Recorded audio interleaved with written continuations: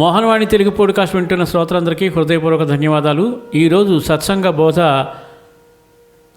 బోధలో మరొక అద్భుతమైన విషయం గురించి అందరం విని తెలుసుకుని 10 మందికి షేర్ చేద్దాం. ఇంకా ఆలస్యం చేయకుండా ఆ కథలోకి వెళ్ళిపోదాం.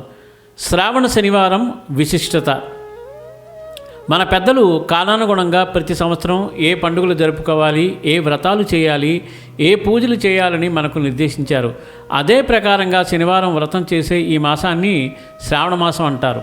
కర్ణాటక ప్రాంతంలో శ్రావణ మాసంలో శ్రీ వెంకటేశ్వర స్వామిని ఆరాధిస్తారు. ఈ శ్రావణ మాసంలో శ్రీ వెంకటేశ్వర స్వామి పూజ చేసి నైవేద్యం పెట్టి నలుగురికి భోజనం పెట్టి తర్వాత ప్రసాదం వారు స్వీకరిస్తారు. మన పూర్వీకులు శ్రావణ మాసంలో ఏ విధమైన పూజలు చేసేవారో ఇప్పుడు తెలుసుకుందాం. వారు ఎర్రమట్టి తీసుకుని బాగా కలిపి తమ ఇంటిలోని ఒక ప్రాంతంలో ఒక గోడ మీద సుమారు 2x2 కొలతలతో ఒక చతురస్రాకారం గీసేవారు. అది బాగా ఆరి ఎండిన తర్వాత దానిపైన శ్రీ వెంకటేశ్వర నామాన్ని తెల్లగా పెట్టి మధ్యలో ఎర్రగా పెట్టేవారు. దానికి అటువైపు ఒక మేకు, ఇటువైపు ఒక మేకు కొట్టి దానికి పూలమాలలతో తులసి మాలలతో అలంకారం చేసేవారు. ముఖ్యంగా శ్రావణ మాసంలో దీపారాధన చేసేవారు.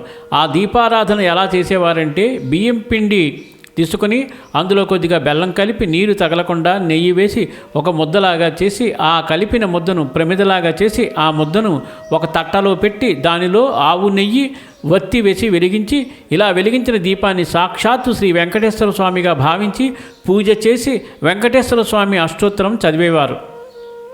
వారి వారి శక్తానుసారంగా నైవేద్యంగా పప్పన్నం, పరమాన్నం, వేరే ఇతర పదార్థాలు పెట్టేవారు. పేదవారికి బంధుమిత్రాదులకు పెట్టిన తర్వాత వారు భుజించేవారు. ఆ దీపం కొండెక్కిన తర్వాత ఆ పిండిని కూడా ప్రసాదంగా స్వీకరించేవారు. వీలున్నవారు ఇప్పుడు చెప్పిన విధంగా పూజ చేసుకుందాం. వీలు కాని వారు పైన చెప్పిన విధంగా దీపం పెట్టి ఆ దీపానికే పూలు అలంకారం చేసి ఆ దీపాన్ని సాక్షాత్తు శ్రీ వెంకటేశ్వర స్వామిగా భావించి పూజ చేసి శ్రీ వెంకటేశ్వర స్వామి అష్టోత్తరం చదివి మన శక్తానుసారం నైవేద్యం పెట్టి ఆ ప్రసాదాన్ని ఇతరులకు పెట్టి మనం స్వీకరించవచ్చు.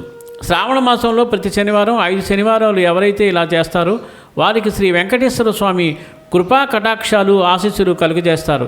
ఇంటికి దూరంగా వేరే ప్రదేశాలలో ఉన్నవారు కూడా అంగట్లో బియ్యపిండి, బెల్లం, నెయ్యి అన్నీ దొరుకుతాయి కాబట్టి వాటిని తీసుకువచ్చి అన్నీ కలిపి దీపంలాగా తయారు చేసి పూలు పెట్టి పూజ చేసి నమస్కరించుకోవచ్చు. ఏడుకొండలవాడ, ఆపద మొక్కులవాడ, ఒడ్డి కాసలవాడ, గోవింద గోవింద. సర్వే జన సుఖినో భవంతు, లోకా సమస్త సుఖినో భవంతు. ధన్యవాదాలు. స్వస్తి.